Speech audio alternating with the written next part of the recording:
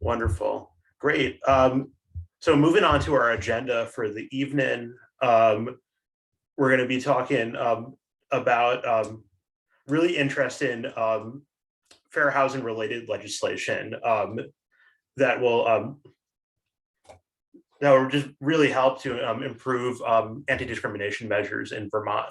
So before that, we're going to have a quick discussion with Jess Hyman from our steering committee at the coalition and of CVOEO's Fair Housing Project to talk a little bit about Fair Housing Month as a whole and some of the various fair housing activities that the Fair Housing Project is offering for the last few days of the month, which is crazy to believe that it's almost May, April's almost over. After that, we're going to introduce our guest speaker, Bor Yang from the Vermont Human Rights Commission, to talk about House Bill 329, an act related to amending prohibition against discrimination. And then from there, I think this is a small group, but if we're feeling like we need a short break, if we've been zoomed out today, we'll take a very brief break before we move into a Q&A with Bor and a general discussion about fair housing in this bill. So with that, I'll pass it over to Jess. Jess, thank you so much for being here and welcome. Thank you so much, Justin, and thank you everyone who's on the Zoom and watching later too. So as Justin mentioned earlier, Fair Housing Month celebrates the passage of the Fair Housing Act in 1968, and it's a really important time. The passage of the Fair Housing Act followed a really important and turbulent time in history, in the civil rights era, where people were rising up against injustice of all types, and all the discrimination and harassment and exclusion and violence that was targeted towards people of color. And people rose up and fought back, and after much struggles all over the country, it wasn't until after the assassination of Martin Luther King that the Fair Housing Act was finally passed. There had been many attempts over the years to get more federal legislation to enshrining these protections into law on the books, but it wasn't until April 11th that it was finally passed.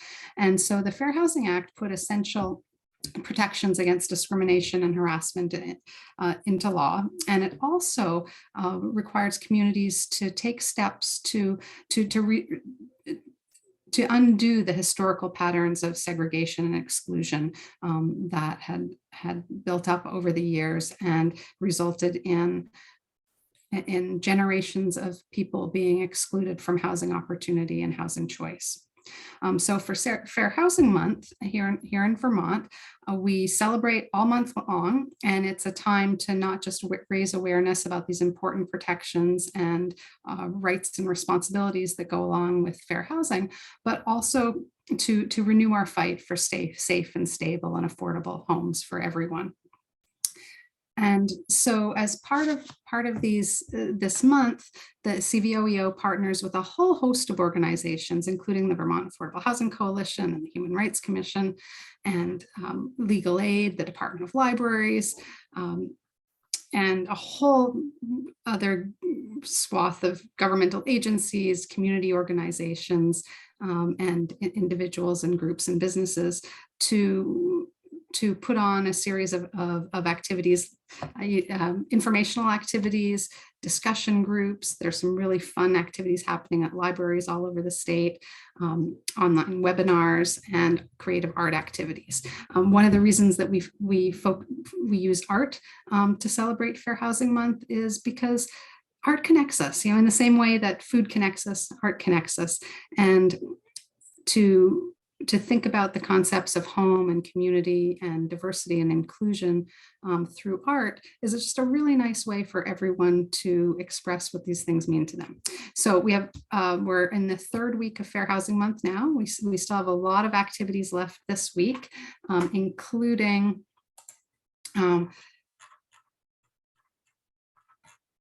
tomorrow, there's a workshop with the Vermont Department of Libraries on community partnerships to address housing needs. And Bor is a guest there as well, along with Brooke Stellman of Vermont Legal Aid and also David of the Vermont Affordable Housing Coalition. And then on Friday, we have our final Fair Housing Friday of the month, and we'll be digging into the topic of, is building more the cure? So is simply adding more housing enough to solve the housing crisis and ensure equal access to everyone? And then on Friday night, there's the opening reception for the Art So Wonderful art contest, which will be at the University Mall. And then on Saturday, there's a hands-on art activity in partnership with the Vermont Garden Network at one of their housing site gardens in Burlington. So lots of fun ways to get involved. And then also on the website under the Heart and Home Community Art Project, we have art prompts that you can download and use to create art. So I will put in the chat, I will put a link to our calendar of events, and there's a lot more information on the site as well. And I'm just so grateful for the opportunity to be here tonight and to learn more about H329 and to hear from all of you. So thank you. That's great. Thank you so much for that, Jess, and for sharing that information as well. That's awesome. Thank you. So now, moving on, it's my pleasure to introduce our guest speaker for the night, Bor Yang, who is the Executive Director of the Vermont Human Rights Commission, a state agency that aims to promote civil and human rights as well as protect Vermonters from unlawful discrimination in housing, state employment, and public accommodations. This evening, Bor will be talking to us about House Bill 329, which seeks to ease the burdens of proof for unlawful discrimination and create uniform statutes of limitations for discrimination in employment, housing, and public accommodations, among other things. So with that, Bor, thank you so much for joining us and for talking to us about H329 tonight. Then I'll hand it over to you. Yeah, thank you, Justin. And I just want to say thank you to Jess too for putting on all of these really, really amazing forums and panels and activities during Fair Housing Month, because we really rely on Jess's entity and Jess personally to do a lot of that work that we know is really important. And while the Human Rights Commission has a statutory obligation to do trainings and outreach and policy work, really the bulk of our work at the Human Rights Commission is enforcement. And we have jurisdiction, as Justin mentioned, in 3 areas: housing, state government employment, and places of public accommodations. And places of public accommodations in Vermont has a very broad definition.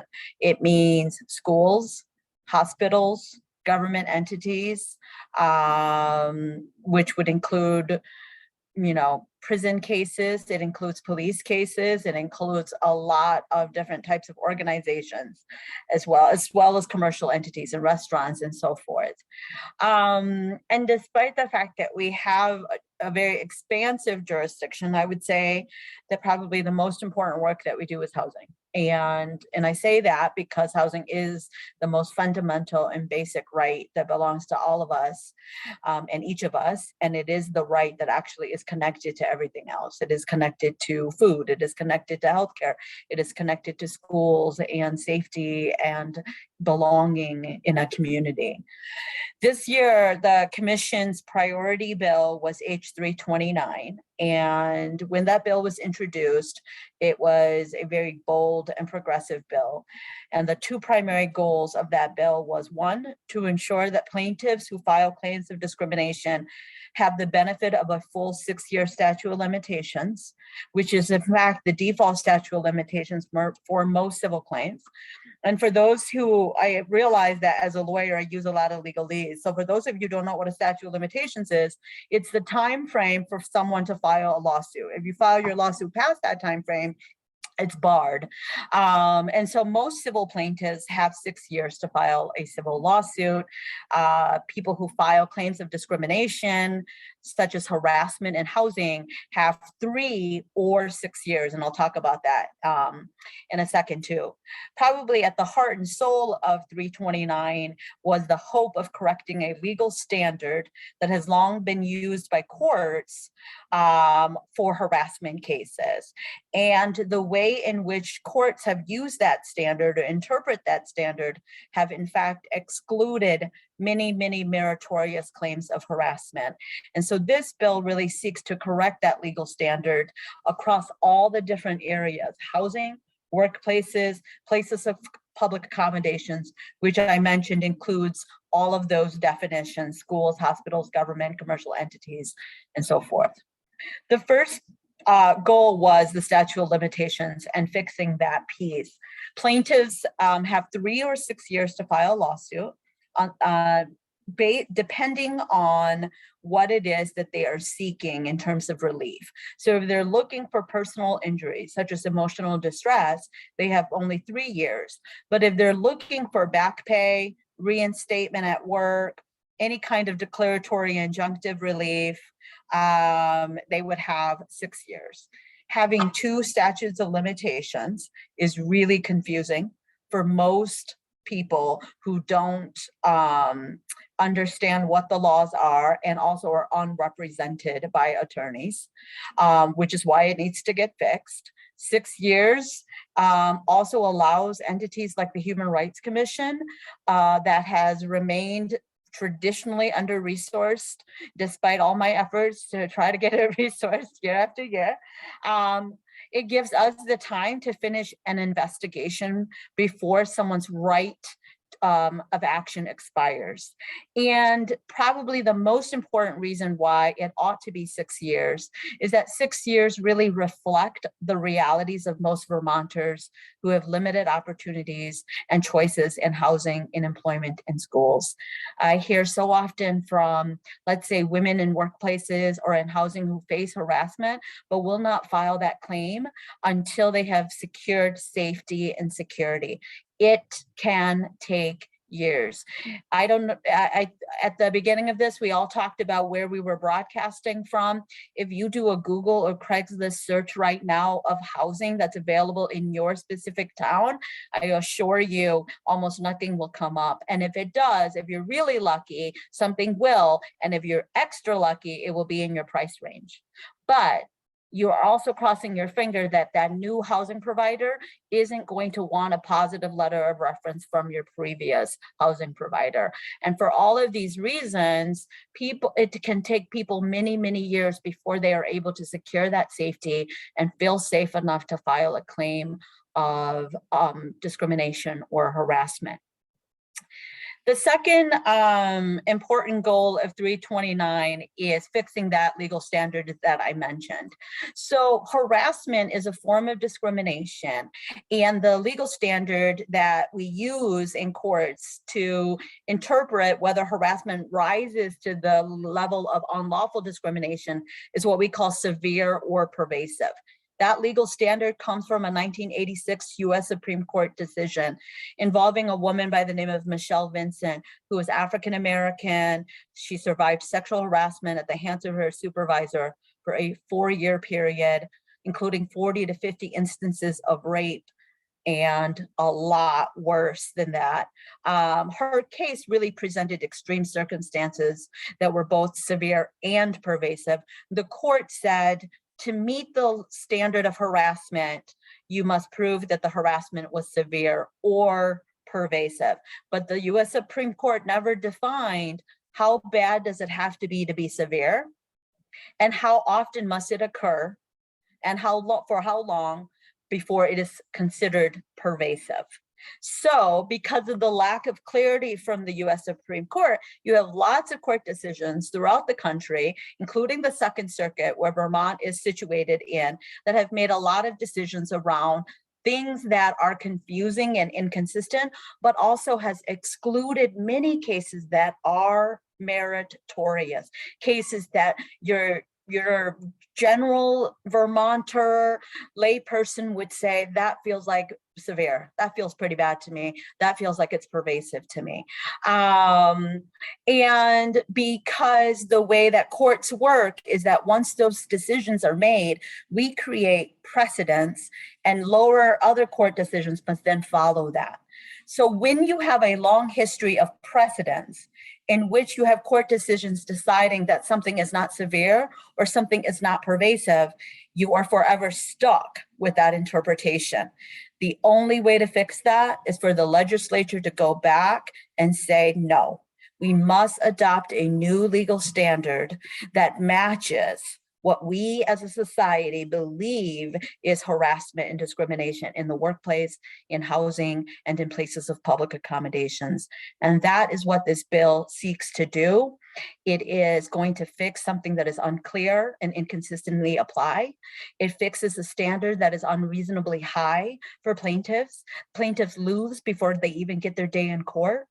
It fixes a standard that courts have really no idea how to use when they're dealing with people who have intersectional identities, women of color, women with disabilities. For example, if you have a woman of color who's been called a racial epithet a couple times, the courts will say, well, that's not pervasive, it's only a couple times, but they're also called sexist names and subjected to sexual innuendos. The courts will also review that separately without looking at the totality of the circumstances, because they don't understand that a woman of color is both of those identities and that they experience all of those things at the same time. This bill looks to the totality of the circumstances in trying to analyze what hostile environment looks like for an individual at those intersectional identities. We also know, and this shouldn't be the case, but the reality is that it is that employers and housing providers and schools and hospitals, they look to the law to dictate what they will investigate, what behaviors they will correct, and where they will put their resources for prevention. They rely on the severe pervasive standard to govern their behavior. The law was never intended to be the standard by which we ought to behave. It is the standard for what kind of cases should come to court. And yet we are relying on that standard to dictate what our workplaces should look like, what our housing should look like, what our places of public accommodations ought to look like. So the really wonderful and good news is that there was so much wonderful momentum behind this bill. The bad news is that there was some very strong opposition to this bill at the last minute. And for those of you who don't know, a bill, for the most part, and as I've heard, there are a few exceptions to that, must make what's crossover. Crossover is that middle of the road when a bill must pass from one chamber to the other. This bill did not make crossover. However, our legislature remains committed to seeing this bill through, particularly the housing sections where we are fixing this legal standard in housing, the fair housing laws. And my understanding from all of the advocates, Dave, Jess, as well as the legislature, is that they are going to be committed to finding a home, that they have found a home for this section of the fair housing piece, and that they hope to get it passed. The goal now is to get it passed and to get our governor to sign it and to get it into law. And I'm just really proud of the work that we have put behind this bill. I'm really proud of what this bill can do. And I'm really proud of all the difficult and complex conversations that have been had around harassment and discrimination this year. And I know that we cannot advance equity and social justice in Vermont in isolation. This was the work of many, many people, and it will take that much more as well. And I don't know who said this, but I'm gonna put it out there into the ethers and give them credit, that collective liberation really requires collective action. And I know that we all remain hopeful for it. I'm happy to answer any questions around 329. Thank you so much for having me speak on it. Thank you so much, Bora. I really appreciate that. And that's great to hear that there is, even with the situation that the bill is in, there's such a strong commitment in the House to see that it ends up somewhere else, possibly in another bill. So I really appreciate that. And I really look forward to talking more about that during the Q&A section later on. So thank you. With that, and we can move on, because I see that our other guest speakers in the room, Representative Sina, if you're okay with talk a little bit about your bill, I'd be happy to introduce you. I don't want to put you on the spot though, since you came in.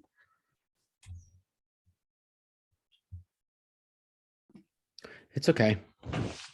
Wonderful. And thank you so much for joining us. It's nice to see you. So next, I'd like to introduce our second guest speaker for the evening, Representative Brian Cena, who is the legislator representing a legislator representing the city of Burlington in the House, where he sits on the Healthcare Committee and on the Ethics Panel.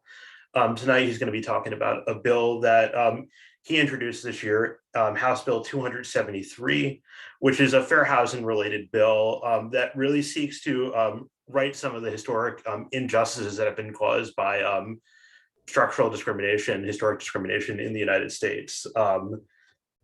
By creating grant programs, financial education, and other investments to promote racial and social equity and land access and property ownership. So without further ado, Representative Cena, thank you so much for joining us, and the floor is yours. Thank you. So H273 is a bill that was created by a coalition of people. It started out with myself and Stefan Gillum, who is the president of the Windham County NAACP, because we wanted to work together on a project that would address property ownership for BIPOC. But we wanted it to be led by queer voices of color, because too often we're left out. And then as we were working on our bill, I was contacted by Kenya Lazuli and Mindy Blank from Everytown to see if I wanted to work with them on a similar bill, like on something that would help address racial and social equity and property ownership. And I told them that me and Stefan were working together already, and we teamed up, and then it grew. Beverly Little Thunder joined, Ashley Laporte, Jess Laporte, Shane Rogers, Chelsea Gazillo, the New England Farmers of Color Cooperative, or I might be saying the credit union, collectively owned organization. And so we also engaged with the community early on as we were working on the bill. In the first year that it was introduced last year, we had a little bit of time for testimony in the committee, but then, oh, I hit the wrong button. I'm not trying to share my screen. It was an accident. It was like coming for me for pressing the wrong button. So the first year, we floated the idea out there, but there wasn't really any action taken in the committee. And the community expressed concern about that and wanted us to have more time. And so we worked over the summer, both in our group and engaging with the community and engaging with some committee members to come up with an amended version of the bill, and testimony was taken on that bill throughout the year. But then before we knew it, the crossover deadline was like sweeping upon us, and the bill wasn't changed in committee. It wasn't voted out of committee. So at that point, the bill in that form can't progress past a certain point without some suspensions of rules. It could go, I looked into, what would happen if we advocated for that bill to be voted out of committee anyway.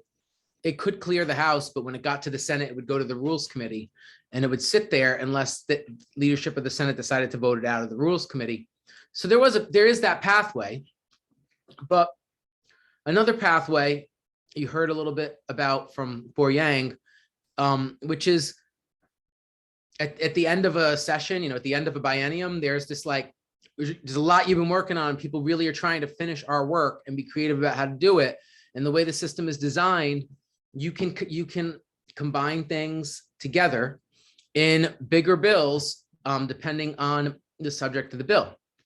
And so there's a bill, there's two main housing bills currently in play, S210 and S226. And they both have been used as vehicles for various ideas. It looks like right now S210 has the rental registry in it that the governor has vetoed before, so I'm not sure what future lies ahead for that vehicle. S-226 looks more promising. It's a bill that's about safe and affordable housing. That's become a housing omnibus bill. I like to think of it, it's more like it's an apartment building. And we're trying to fit as many families into it as we can right now to make sure like we're maximizing capacity of, the action we're taking. And so the bill was modified by the House General Committee in a way that creates spaces for many ideas about housing that have been discussed and advocated for this session might come to fruition. And there are ideas from many different players. For example, the governor has been advocating strongly for missing middle housing, for housing that's subsidized by the government so that people, it's affordable for purchase by someone making middle or lower income. I can't give you an exact number on right off the top of my head. There's probably other people on this call who could do that very quickly, looking at your dashboards and stuff. But that's one kind of housing we need. But we also need to rehabilitate housing. So there's the possibility that a bill may pass that includes in it a section on incentives for contractors to repair and put back into use housing that's out of the, out of service right now because of code issues or safety issues, et cetera. There's there are investments in existing pieces of the housing continuum, like the Vermont Housing Finance Authority and the Vermont Housing Conservation Board. There's exemptions for development in downtown areas so that if a project is planned in an area that is suitable for the kind of development we're trying to create in Vermont, which is filling in our town centers and avoiding sprawl and repurposing and reusing space and building neighborhoods and building communities and looking at transit and environmental protection and racial and social equity. So there's a lot of pieces in this bill that have great strength. And one of the placeholders to bring us back to H-273 is that there is a placeholder in that bill for a board to look at land access and property ownership. And the hope is that somewhere between tomorrow and a conference committee, that some form of H-273 would move forward as part of this bigger housing bill, as part of enhancements to our private and public housing continuum. And I don't want to say too much more because there's a lot in motion right now. And in the end, this could go to a conference committee in which everything is changed by that conference committee. So it's nerve-wracking for all the different people who've been working on housing issues for the last 2 years, for the last 10 years, the last 40 years. This is an important moment in our history because we're going to make a massive investment in housing as thousands of people are stuck in hotels and the cost of housing is skyrocketing for many people. Are we going to take a step forward and address some of the problems of the past, or are we going to repeat the same mistakes? I'm optimistic that the compromise we're going to get to is going to be a step in the right direction, but I don't think it's enough. And I think there's a lot more we're going to need to do. Having a board of impacted people representing, for example, Black, Indigenous, and people of color, lesbian, gay, bisexual, transgender, questioning, intersex, etc., children of the rainbow, people with disabilities, having those voices on a board that is going to be advising the policy and spending decisions of the state. It's a powerful, if this comes to fruition, it will be a powerful piece, a powerful cog in the machine. And I really would like to see, and this is just me speaking for myself, not for Seating Power as a group, but I would like to see something, I would like to see it more. I would like to see more happen than what Seating Power envisioned. Seating Power's original bill and I'm going to wrap this up in a second. I didn't ask how much time I had, but the original bill talked about a board of impacted people who would set up a system of people seeking assistance, like grants and help with down payments and financial education and mutual aid and rehabilitation of buildings and agriculture. But what I think might be better is a board that doesn't just look after its own small piece of the pie, but a board that is helping all of the players in the team that's like managing our housing continuum and housing policy to be a piece, to be an important player that brings people together to look at every single policy, to look at the eligibility requirements, the criteria, the barriers like that to income ratio, the benefits versus harm of shared equity and the numbers, people's safety, people's providing people with financial education in an ongoing way so that they can succeed as property owners and homeowners or as tenants so that they can, save money and find ways, rent our housing expenses can be an investment in the right situation. So there's a lot they could look at with the other players in the housing continuum that hopefully over time, as we build this next wave of housing, we're going to make mistakes and we're going to have successes. There's a system in place to learn and to take steps forward each time. And if these efforts towards housing justice and promoting wealth equity for people who've been discriminated against historically, that if we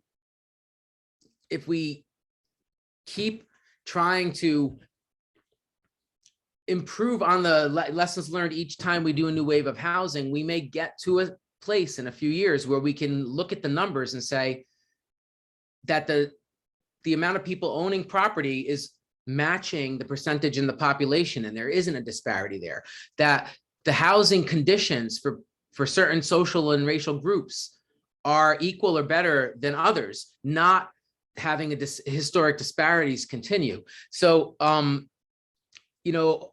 H.273 may not have passed, but the vision that Seating Power had in H.273 has planted a seed in the housing omnibus bill.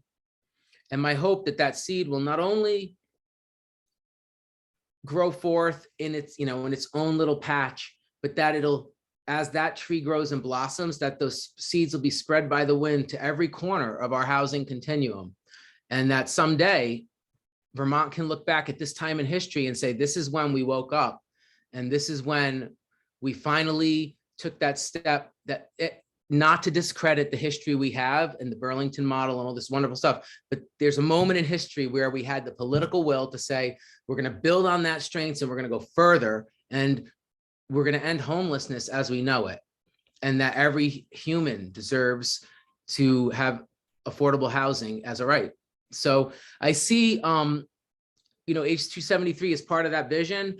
And there's talk about it being connected with some of the other efforts like the Health Equity Advisory Commission and the Truth and Reconciliation process, because the role of this board may evolve over time as we do truth and reconciliation and we recognize more clearly what harm has happened and we have some more clear ideas how to address it.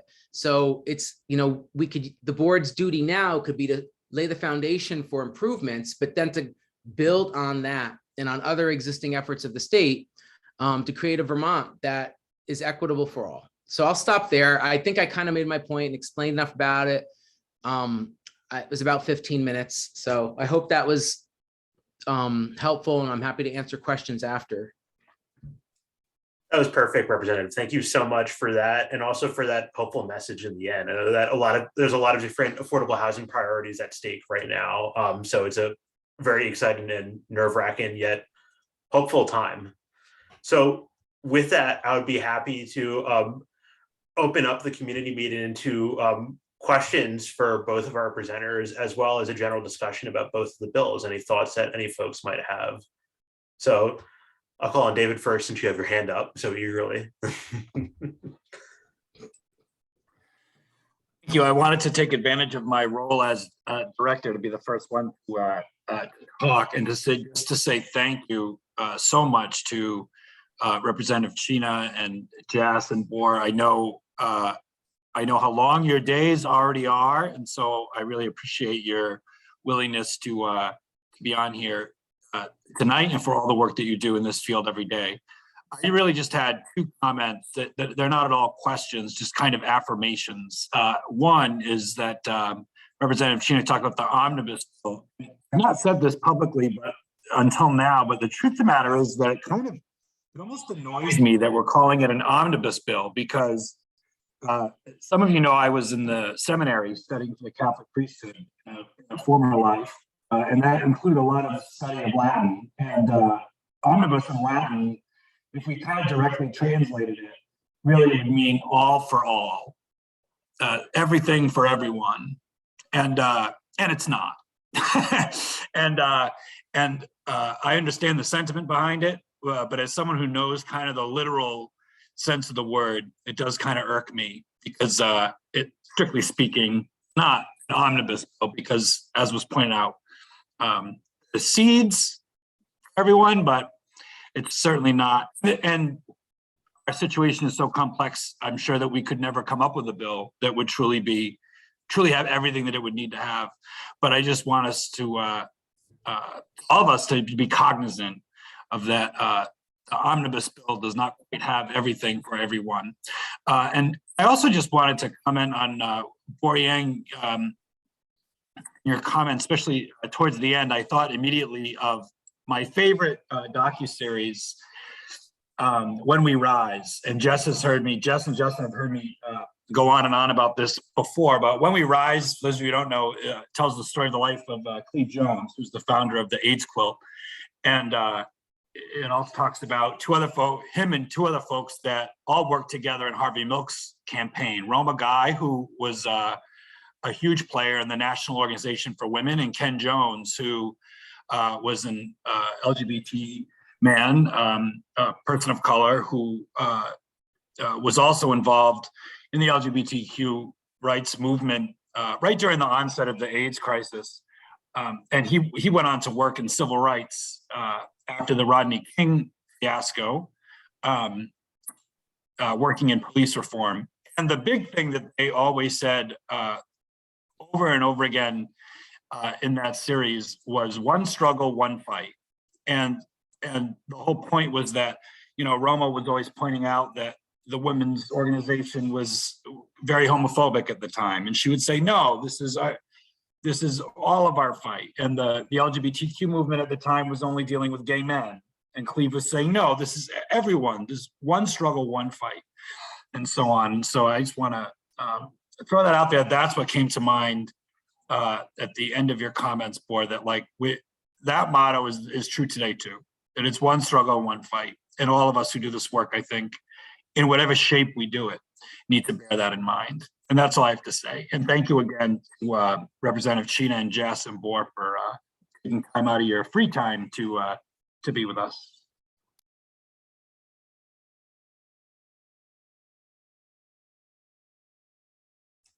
Thank you much, David. I'll move on to Chad since you have your hand raised. Hey, good to see you all. Sorry I was a little bit late. I'm on bedtime duty tonight and I'm failing miserably. So I have so many questions, and I apologize, Bohr, for missing your piece, but I think this question relates to both 329 and 273. And I'm sorry, I didn't introduce myself. I'm Chad Simmons, he, him pronouns with Vermont Housing Finance Agency.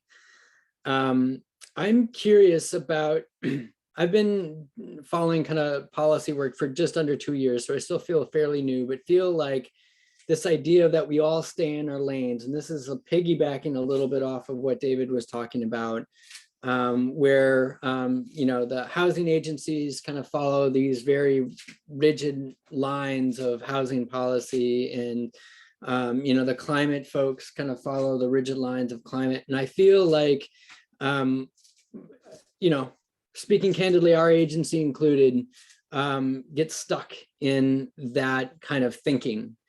And I feel like both the bills spent a significant amount of time in the committee this session without folks coming and saying, let's get behind this bill, that are outside of, you know, the Human Rights Commission or outside of the BIPOC LGBTQ plus groups. So I'm curious as to your reflections on that, and what are some ways that we can all work together to feel more comfortable being uncomfortable in our lanes, I guess, to put it that way. So that's the first question I have. I'm curious what your thoughts are. I don't have an answer, Chad. I think I have more of a comment that some of the ways in which the reasons why we stay in our lanes is limited resources, right? So like at the HRC, we have 6 staff members, 3 of whom investigate the claims of discrimination and you know, and we all have these roles and responsibilities, huge jurisdiction. And so while we know that enforcement of the anti-discrimination laws is a small piece of how you actually mitigate discrimination, and that we must have our hand in affordable housing and in financing and you know, developing boards that include people of color, that include LGBTQIA+, that include people with disabilities. It's like the reality is we have limited resources, and that's probably why we have kind of stayed in our lanes in that way. And that's pretty sad, but at some point we have to say, despite that, we have to kind of be looking at like what can we do to work together. And I will say that this is probably the first time that the HRC is engaged. We've been in place for 30 plus years. This is probably the first time that the HRC is having conversations beyond enforcement of the anti-discrimination laws. That we have to have our hand in all the bills and all the organizations that are talking about ensuring and maintaining and building. And I know we're having a session on Friday about is building the answer, but building is partially the answer. We have a scarcity. So building, yes, is part of the answer, but yes. So a lot of it is really waking up to that reality, is that we can keep doing this for another 30 years, but there's no way we're mitigating discrimination if we're not going to talk about the other ways in which the other barriers. You inspired me to share a reflection, Bor, that when you were talking and I was thinking about the concept of staying in lanes, it comes from the values that underpin the civilization that we're in, like the society that we're in, that it's like that we've constructed a world where we emphasize the individual more than the collective. And I think that leads to this concept of people believing that they're in a silo or in a lane. But the reality is that we're always connected to other people. We share the earth with them. We share air, resources. We might share streets or hallways or build rooms with them. And even when we don't see people, some of us believe that you still feel them. You know, you're still connected on a spiritual plane to other people. And so when I think about it, I think one way that might help people step out of that is to help them reframe their place in the great order of things. And instead of viewing the space around them as a lane, think of it as a strand in a web. And sometimes you have to stay on your strand because you don't want to block someone, you know, or you don't want to get in someone's way, but sometimes you need to share that strand. Sometimes you need to jump to the next one.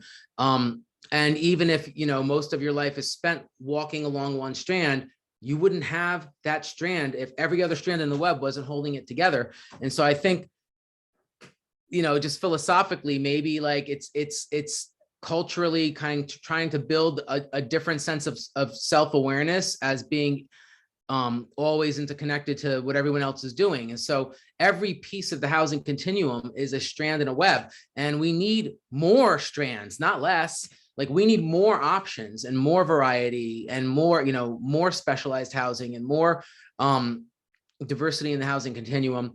And so, I think sometimes when you get a strand and the web is shaking, you cling to your strand. You're like, I don't want to lose my strand. But maybe the answer is, let's just all shoot out more strands to each other and strengthen the web. I don't know. I don't know if that's helpful. It's symbolic. It's been a long day, but I think a lot of it is mindset and how we think about things. I see another hand from Liz Curry.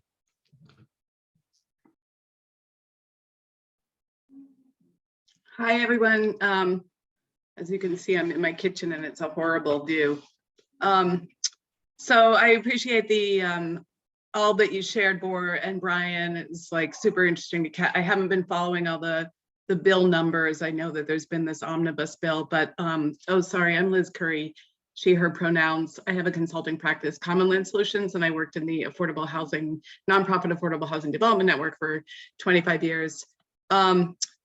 So along the lines of those resources that Bor and Brian were discussing, I mean, in the old days, there were HUD programs that allowed us to fund support services, much like the SASH model that occurs in senior housing. And over the years, those went away. So, sliding into this trickle down crisis that we're in with resources, part of a really important part of the infrastructure that isn't getting addressed is the social support infrastructure that people who are in destitution need to stay in an apartment. And so now we've got this, human resource crisis where those supports are just inadequate. I mean, coupled with everything else coming out of the pandemic that we know. And I know that I just wanted to mention this for a future legislative opportunity. I know that Connecticut passed legislation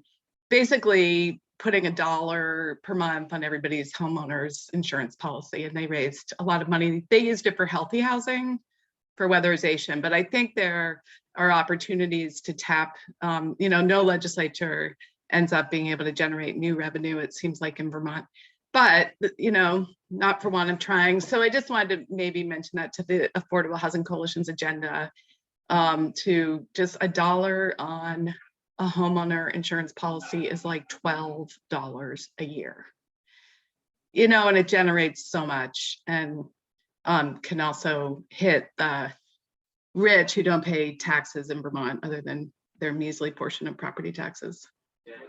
So that's all I want to say. Thank you very much. Oh, I also wanted to mention, this is a little off topic, but I've been working in Lamoille County, and I know that Morristown has basically zoned out homeless shelters, and people don't have the time to take them to court or the resources, but I'm just curious if anybody has any ideas on where you go with that sort of thing. I mean, they've created you can only have a youth hostel or dormitory in a commercial zone, and you can have 8 beds, and that's ridiculous. So just curious if anybody has any thoughts about that. Thank you. Oh, may I respond to that? Yeah, thank you so much, Liz. So, one of the extra protections, fair housing protections, that Vermont has added, and I believe it was in 2012, was a protection against land use decisions based on the income of prospective residents, and it's never been brought to court. And I know that Rachel Batterson at the Housing Discrimination Law Project at Legal Aid and I have talked about this quite a bit. And Bor, I don't know if you know of any cases that came close to going to court for this, but maybe Morrisville would be a good test case for it, because it's, our zoning impacts so much of how our communities are structured, and a lot of zoning policy is, a lot of it's pretty archaic, and it was developed to reinforce the systems of systemic segregation and exclusion that have resulted in much of our inequity in housing. And it's really exciting to see a lot of communities in Vermont reevaluating their zoning to try and make changes. And so I think just it's really interesting, just in the past year or so, it seems like people aren't afraid to say the word zoning, and people are getting a little more interested in investigating what it means and looking at it with a more critical lens. So I'm hopeful that there can be some changes, and there's been some good work at the state level and regional planning commissions as well. Looking at including more language about equity and inclusion into town plans, and so there is some movement happening there. So I hope it can make a difference.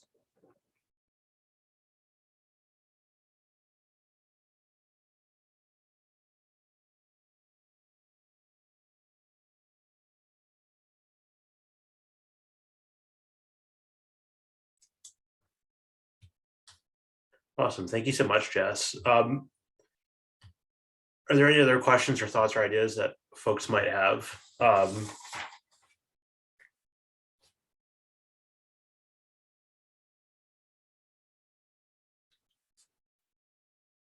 Before, I had also wanted to ask to Bor, if I could, since you were talking about some of the momentum that 329 had before it faced some opposition, which I just wanted to ask if that was just external opposition that the committee was hearing testimony on, or did that kind of develop within the committee? I mean, there's always like a dynamic debate within those committees anyways, but the opposition came from outside.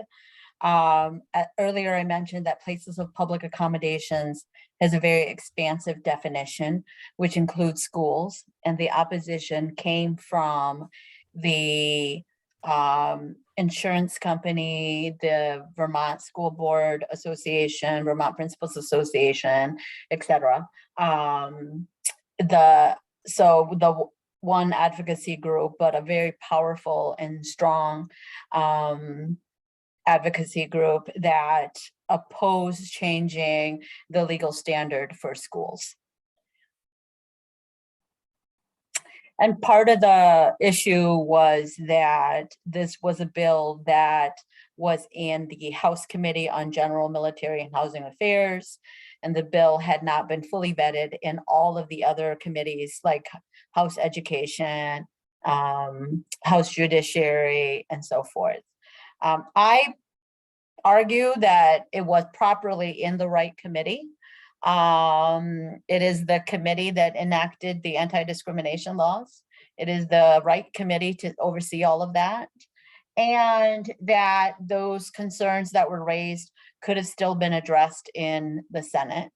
But yeah, that was the opposition that really did not permit that bill to move forward. Thank you for that question, Justin. Of course, thank you so much for that answer. I'd like to just open up the floor one last time. If anybody has any lingering questions or thoughts that they would like to share, please go ahead. Yeah, I just have one question, actually just similar, I guess similar in a way, around having a champion within the committee, or actually for both the bills, 273 and 329, and if you felt there was a legislator, whether it be the chair, and you know, I know that might be a tricky question politically, but I also feel like we just need to be honest, right? It's like how did that impact or not impact the bill's ability to move forward in a timely fashion to get the proper discussion in other committees that were needed to, in order to get to the Senate?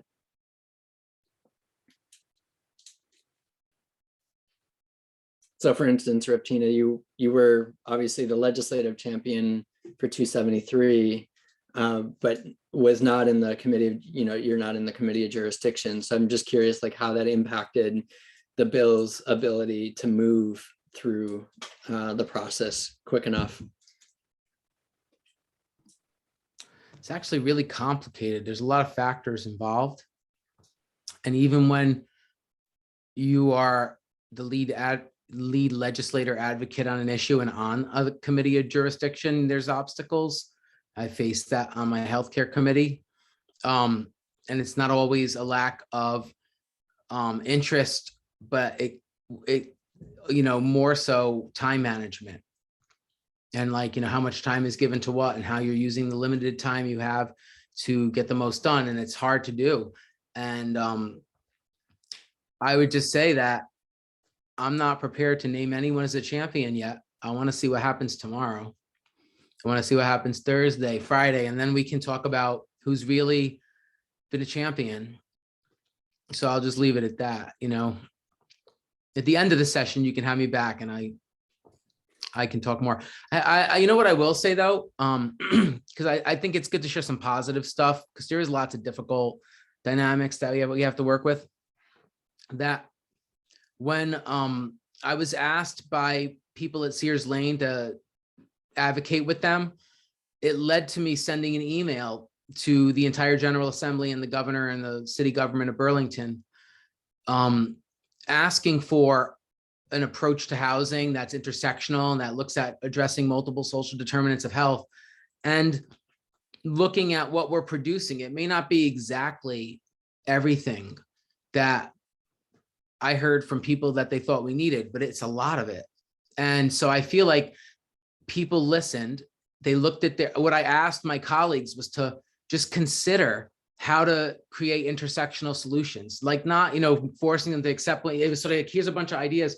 And I feel like people really did that. And I was kind of surprised and varied in more than the housing committee and other committees. When I would present ideas, when I started 6 years ago, people would make fun of my name or make fun of me or laugh about my ideas, but they actually really take me seriously now and like listen and engage and then actually like act, like moving forward based on that conversation. And, so it's hard, I just want to give people credit that I feel like people really considered new ideas and looked at how to like solve multiple problems with one solution. And so one of those partners was the governor who had his staff reach out to me and who have been in touch with me throughout the session in a variety of ways about a lot of these ideas. Whether we agree on everything or not, we're discussing, we're in dialogue in like a collaborative way. And we may not agree on everything, but if we can find common ground on 70% of the good ideas, that's still progress. So I just want to say that, because I think, we're going to see how things pan out this week. And it's, it's the moment of truth, are people really going to have the political will to push forward the boldest possible thing that we can agree on? Or is it all going to fall apart? Or is it all going to get smashed in the end, like with a veto or something? There's a lot at stake here, but I have faith based on what I've seen so far that we're all going to be happy and we're all going to be unhappy probably. And we're going to get some compromise out of this. That's a step in the right direction, but we have a long way to go. So I don't know. That's kind of so it's hard to name champions. And I think it's really, in the end, it's about building relationships regardless of if someone's a champion. Because if you can bring someone along just enough to say yes, then you get it, you don't need everybody like, tweeting viciously or like shouting from the steps of the state house or whatever about an issue. Like, you just need people to be open-minded enough to say yes and give things a chance. And so I guess I'd like to give credit to all the people who put aside their biases, decided to like listen and actually reflect on what I'm saying, and who have decided to be supportive of a new way of doing things. So.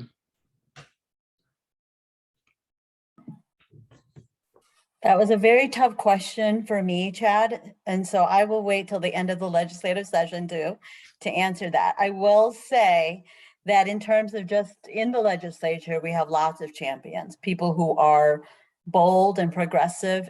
But most importantly, I think the most important quality to have is to be fearless. And it can be very hard to find that champion sometimes, because these bills do require people to be fearless and to go against the grain.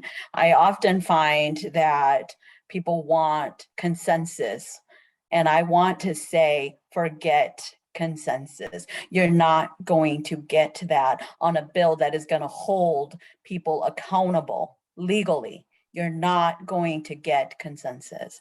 But the champions truly are David and Chad and Jess and Representative Chena, because champions is when I think I call you and I say, I need your help. This is what happened to this bill. It died and it needs to live. And you say, yes, I trust you and I will support it. And that's also champions. And I think truly the champions are the people in housing right now, the women in workplaces, the women of color, the individuals with disabilities in housing who are facing harassment and are stuck there.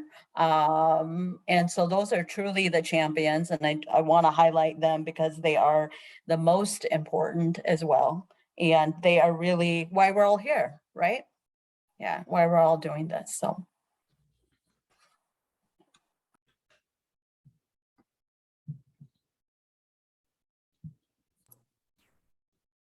I think that if I can just jump in without raising my hand, I also would like to add, as someone who's not from Vermont and just moved here fairly recently, that for as much as it's easy to see the work that needs to be done, I'd like to also point out just how radically different Vermont is from other places, in as much as that, like, I mean, you know, doing advocacy work, like in Rhode Island, for example, I remember I was involved, like things like the marriage equality campaign, or like the Good Sam law. Like, these were massive lifts that were like Democrat versus Republican, like cut and dry, black and white, bloodshed, you know, and then someone would go home. Some at the end of the day, someone would go home unhappy.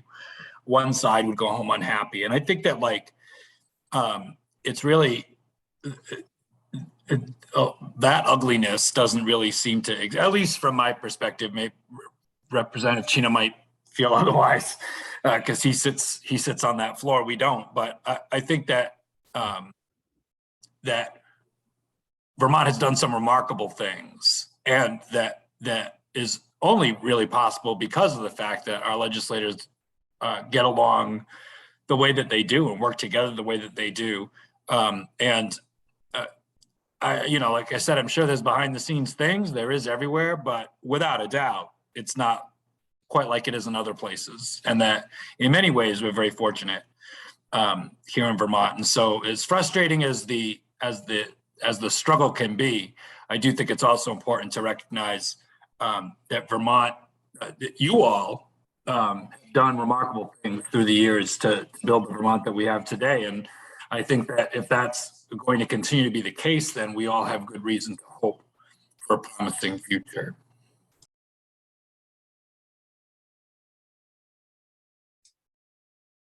Thank you, David. With that, a final call for any other lingering questions or comments that folks might have.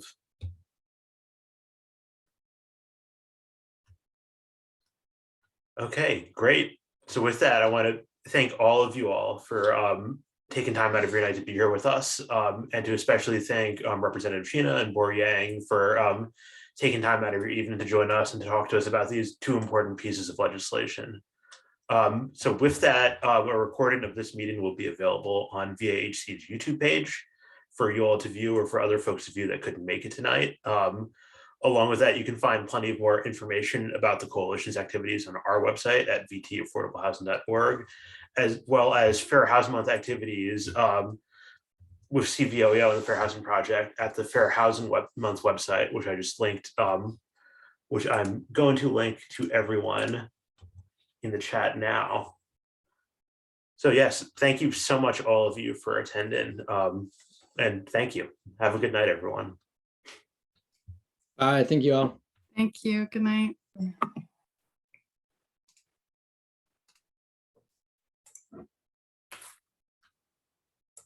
Awesome. Jess, thank you so much for being here and for allowing us to do this as a part of Fair Housing Month. Oh, don't thank me. Thank you for doing it. That was great. Really good conversation and really nice facilitation too, Justin. It was very well done.